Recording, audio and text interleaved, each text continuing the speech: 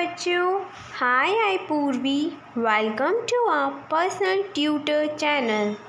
आज हम लोग पर्यावरण कक्षा 7 का तीसरा पाठ पढ़ेंगे। हमारी बदलती पृथ्वी।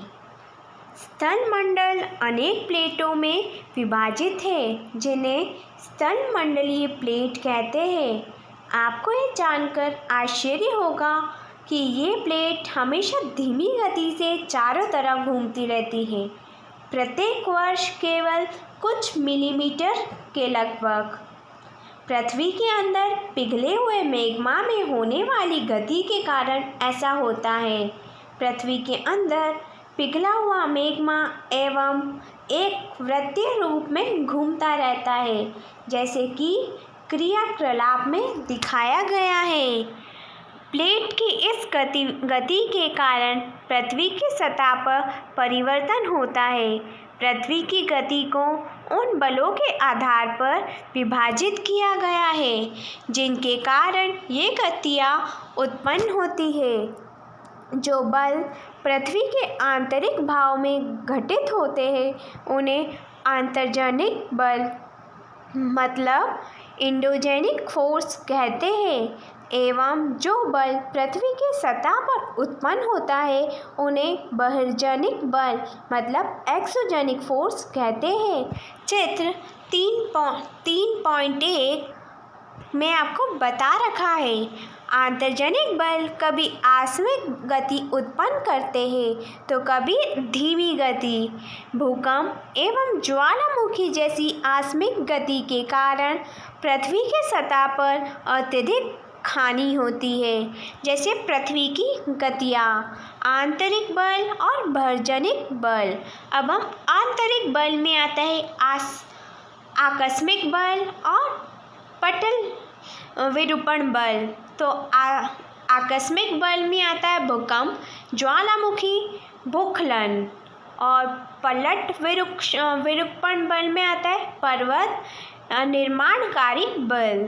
अब बहिर्जनिक बल में आता है अपरदन और निक्षेपण, जैसे नदी, बहता जल, पवन, समुद्री तरंग, हिमनद। ज्वालामुखी भूप्रपटल पर खुला एक ऐसा छिद्र होता है जिससे पिघले हुए पदार्थ अचानक निकलते हैं, जैसा कि आपको चित्र 3.2 में बता रखा है। एक ज्वालामुखी,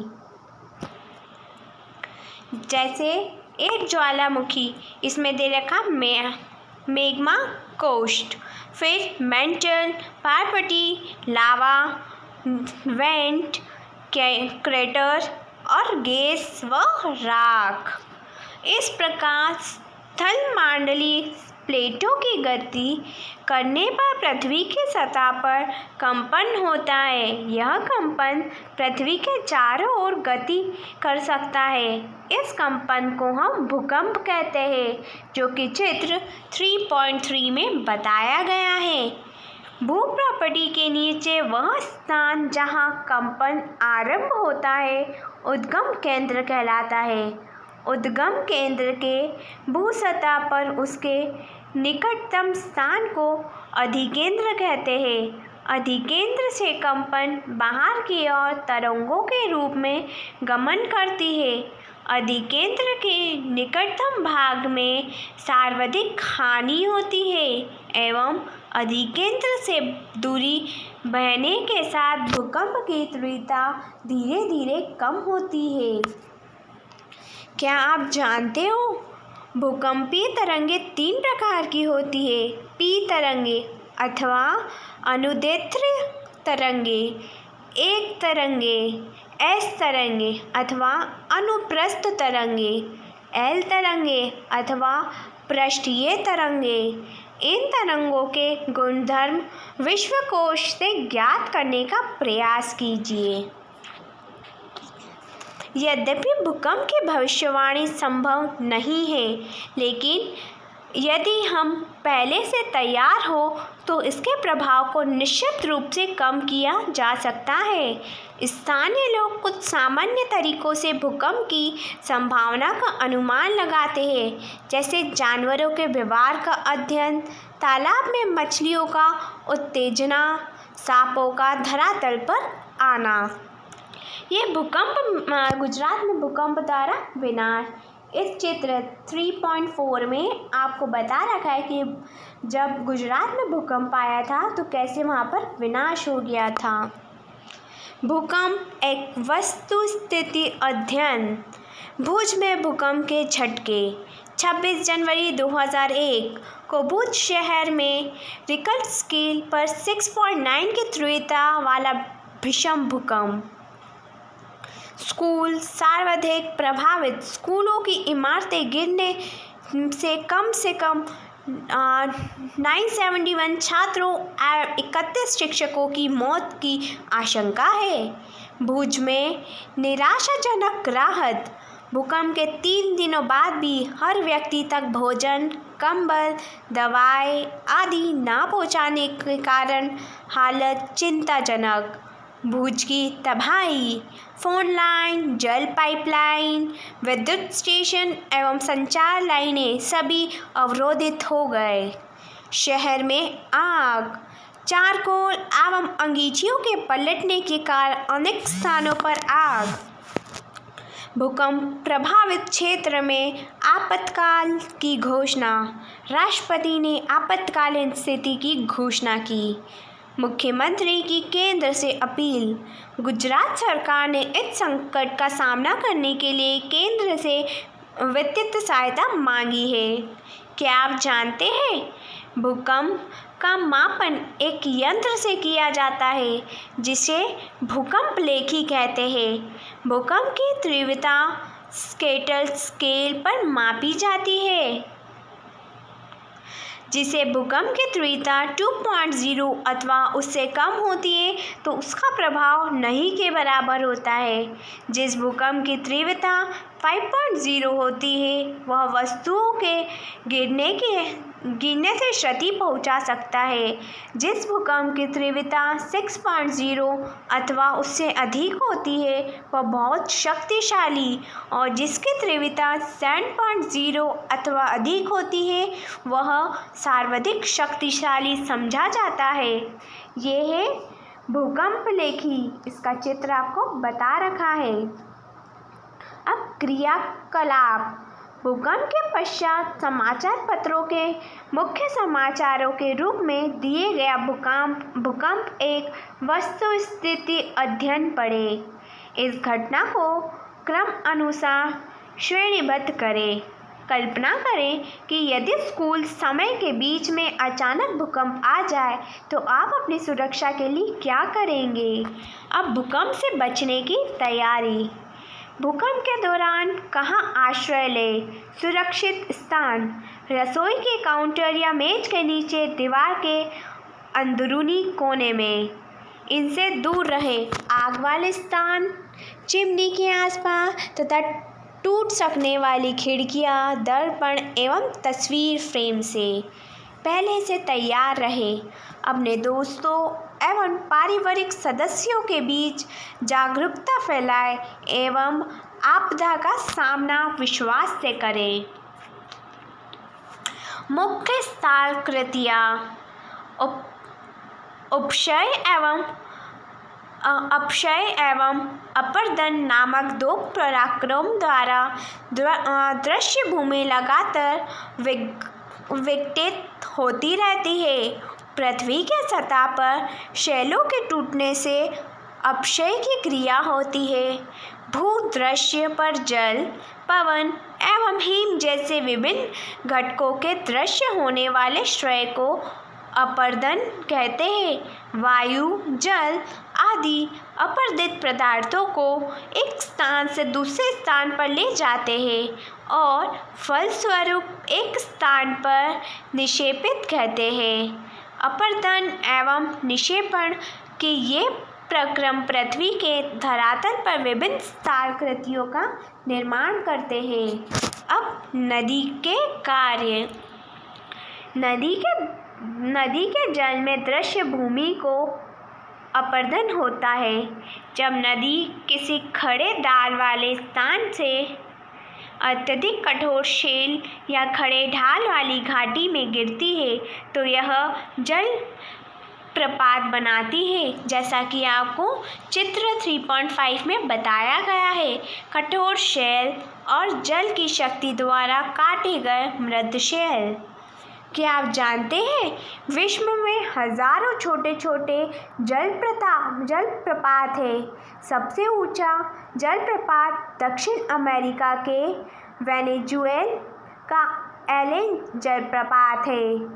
अन्य जलप्रपात उत्तरी अमेरिका में कनाडा तथा संयुक्त राज्य अमेरिका की सीमा पर स्थित नियाग्रा जलप्रपात है।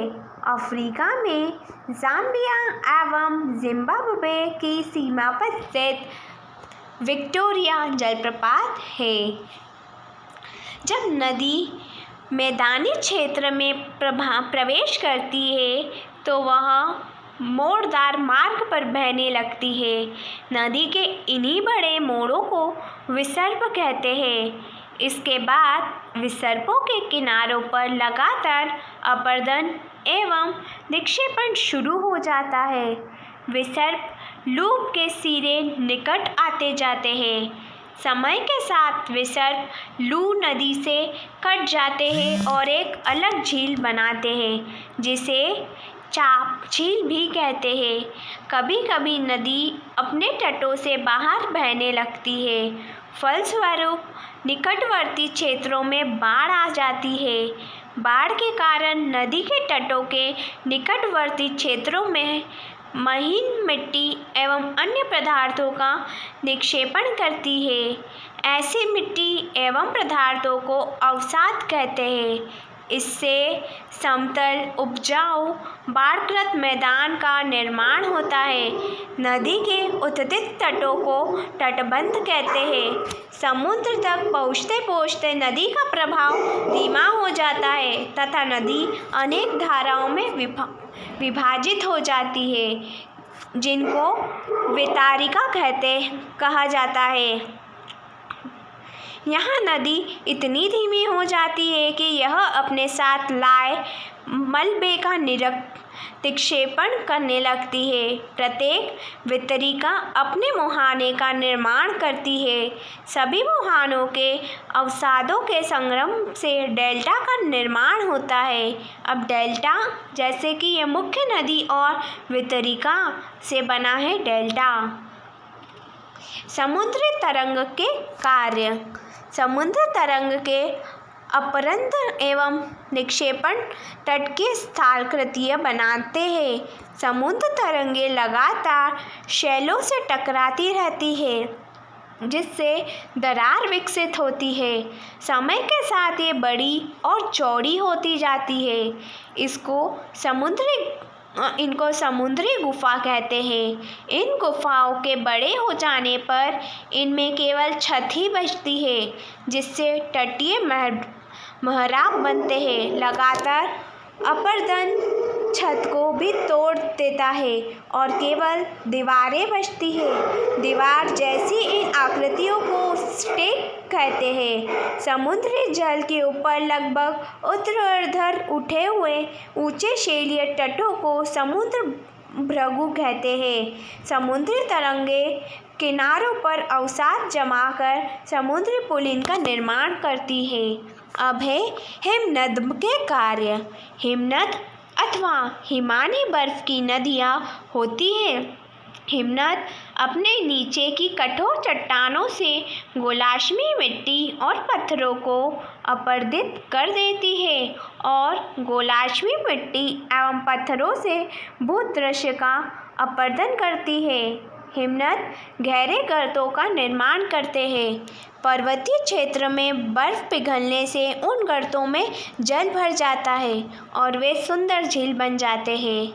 हिमनद के द्वारा लाए गए पदार्थ जैसे छोटे बड़े शैल, रेत एवं तलछट मिट्टी निक्षेपित होते हैं। ये निक्षेप हिमनद हिमोड़ का निर्माण करते हैं। अब पवन के कार्य। क्या आपने कभी रेगिस्तान देखा है? बालू टिब्बे की कुछ चित्र एकत्र करने का प्रयास कीजिए। रेगिस्तान में पवन अपर्दन एवं निक्षेपण का प्रमुख कारक है। रेगिस्तान में आप छत्रक के आकार के शेल देख सकते हैं, जिन्हें सामान्यतः छत्रक शेल कहते हैं। पवन शेल के ऊपरी भाग की अपेक्षा निचले भाग को आसानी से काटती है, इसलिए ऐसे शेल के आधार संकीर्ण एवं शिष्टवृत्तीय होते हैं। पवन चलने पर यह अपने साथ रेत को एक स्थान से दूसरे स्थान पर पहुंचाती है। जब पवन का बहाव रुकता है तो यह रेत गिरकर छोटी पहाड़ी बनती है। इनको बालू टिब्बा कहते हैं, जो कि चित्र 3.10 में बता रखा है। जब बालू कण महीन एवं हल्के होते हैं तो वायु उनको उठाकर अत्यधिक दूर ले जा सकती है। जब ये बालू कण विस्तृत क्षेत्र में निक्षेपित हो जाते हैं तो इसे लोएस कहते हैं। चीन में विशाल लोएस निक्षेप पाए जाते हैं। धन्यवाद।